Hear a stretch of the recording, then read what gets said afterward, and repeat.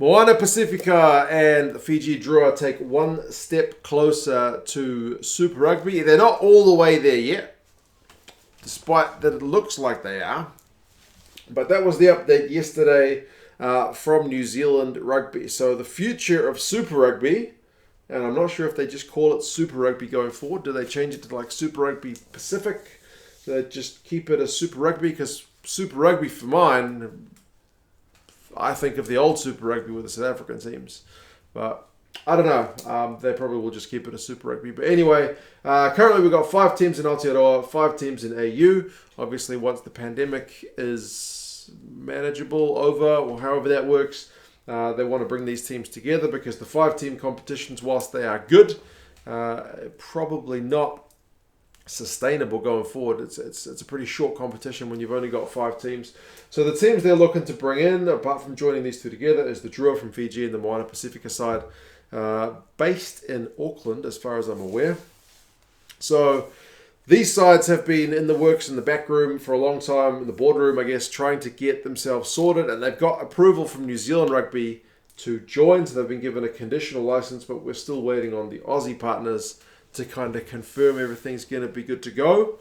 From what, what's the chairman of New Zealand Rugby's name? From what he said, it sounds like it's mostly about ensuring that the teams are financially viable and that they're going to be competitive, that they're not going to be kind of token teams.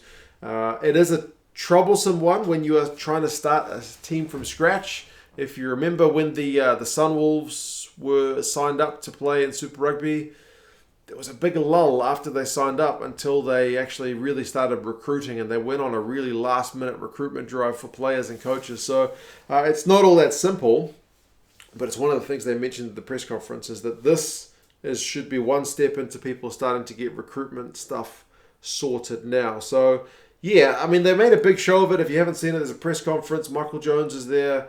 Ironi Clark is there. Several other speakers. I don't think they would have gone through all this show unless they were virtually guaranteed to be coming in.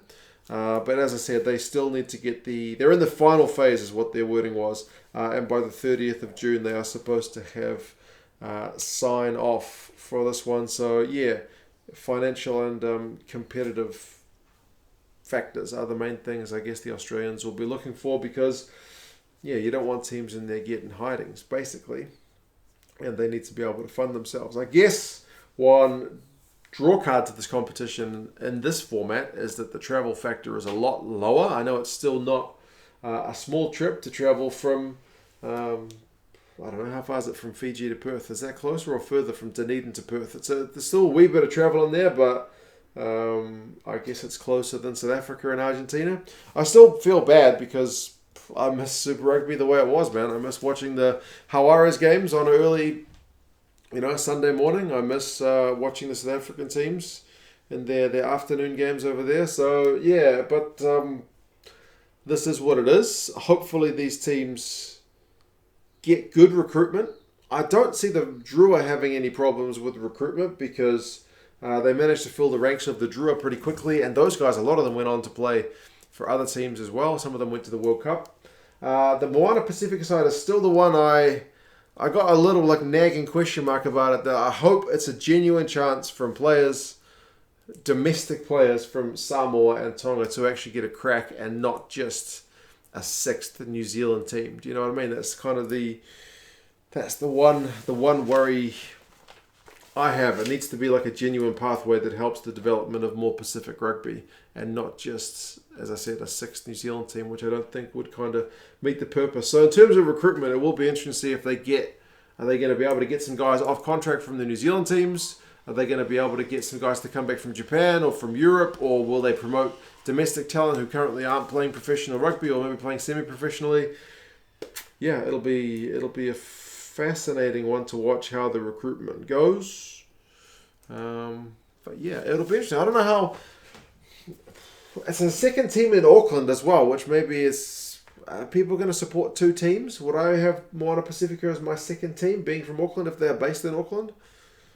Will people leave the Blues or maybe the Chiefs or whoever to go and support Moana Pasifika? It'll be a really fascinating one to watch. But yeah, I'm really happy about it. I'm happy that these teams are going to add something more to Super Rugby, because I think if it's just Australia and New Zealand, it's going to be missing that little bit of something, and hopefully these two teams are the ones that can get that something going.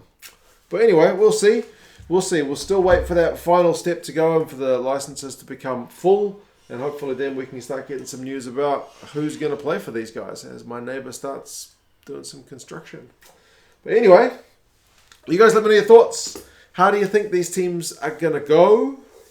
Assuming they can get the recruits in and the coaching staff. I mean, Tana Umaga is the main one who gets linked with them thus far. But yeah, nothing is set in stone as yet. Conditional license. That's where we're at. Anyway, guys, like the video if you are happy to see this. Like it if you're not happy to see this. And I'll talk to you again soon. See you later.